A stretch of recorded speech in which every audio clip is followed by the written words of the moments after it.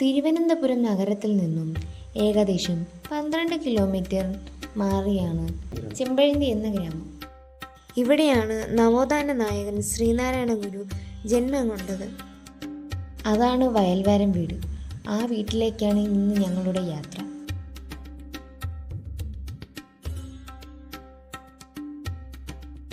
കയറി ചെല്ലുമ്പോൾ ആദ്യം തന്നെ എത്തുന്നത് ഒരു ഓഡിറ്റോറിയത്തിൻ്റെ മുന്നിലേക്കാണ്. ഇവിടെ നിന്നും 50 മീറ്റർ മാറിയാണ് ഗുരുവിൻ്റെ വയൽവാരം വീട് സ്ഥിതി ചെയ്യുന്നത്. 1856 ഓഗസ്റ്റ് 20-നാണ് ഗുരുവിൻ്റെ ജനനം.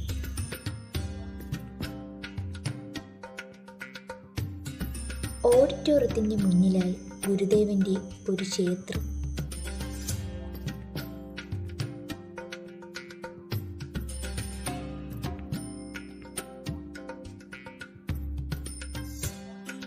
ക്ഷേത്രം കഴിഞ്ഞ് ഒരു ഞാവൽ മരമുണ്ട്. ഞാവൽ മരത്തിൻ്റെ ചോട്ടിൽ നിന്നും പടവുകൾ ഇറങ്ങിയാണ് വയൽവാരം വീട്ടിലേക്ക് എത്തുന്നത്. ഇത് ഗുരുവിൻ്റെ ജന്മഗൃഹമാണ്. 300 വർഷം പഴക്കമുണ്ട് ഈ വീടിന്. അന്നത്തെ ഈഴവ സമുദായക്കാരിൽ മെച്ചപ്പെട്ട വീടുകളിൽ ഒന്നായിരുന്നു ഇത്. 3 മുറികളാണ് ഉള്ളത്. സംസ്കൃതത്തിലും ജ്യോതിഷത്തിലും ആയുർവേദത്തിലും പുരാണത്തിലും പണ്ഡിതനായിരുന്നു അദ്ദേഹം. നാണു എന്നാണ് യഥാർത്ഥ പേര്. അച്ഛൻ മാടൻ, അമ്മ കുട്ടിയമ്മ, സഹോദരങ്ങൾ കൊച്ചു മാധു.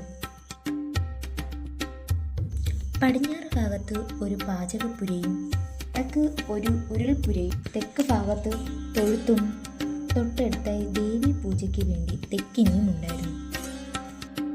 ഓലമേഞ്ഞ മേൽക്കൂരയും ചാണകം മെഴുകിയ ചുവരുകളുമാണ് ഇവിടെയുള്ളത്. അമ്മയുടെ വീട് ഇലഞ്ഞിക്കലാണ്. ഗുരു കൂടുതൽ കാലം ജീവിച്ചതും അവിടെയാണ്. അമ്മാവൻ കൃഷ്ണൻ വൈദ്യർ.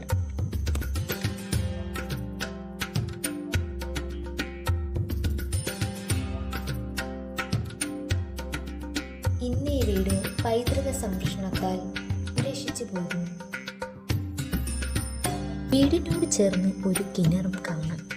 ധാരാളം വൃക്ഷങ്ങൾക്ക് മധ്യത്തിലായാണ് ഈ വീട്.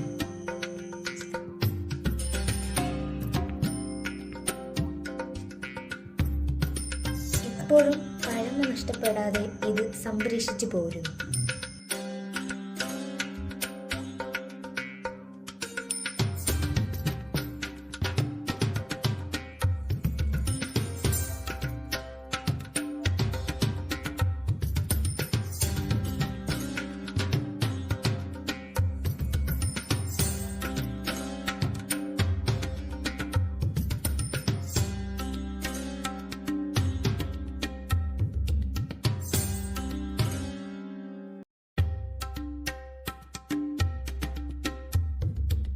ആദ്യകാലത്ത് നാണു ആശാൻ എന്നാണ് അറിയപ്പെട്ടിരുന്നത്.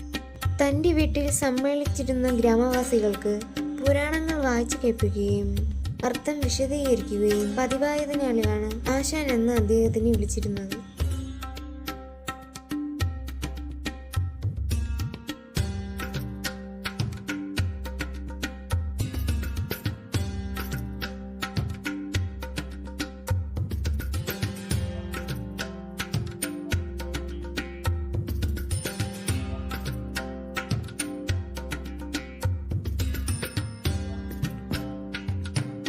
ഇത്രയും തന്നെ പഴക്കമുള്ള ഒരു മുത്തശ്ശിപ്ലാവും ഇവിടെയുണ്ട്.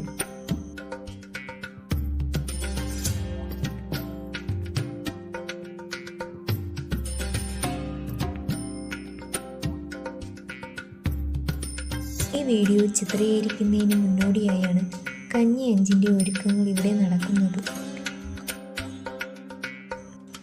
ഗുരുവിൻ്റെ സമാധി വർക്കല ശിവഗിരിയിലാണ്. അവിടം ഞങ്ങൾ ചിത്രീകരിച്ചിട്ടുണ്ട്.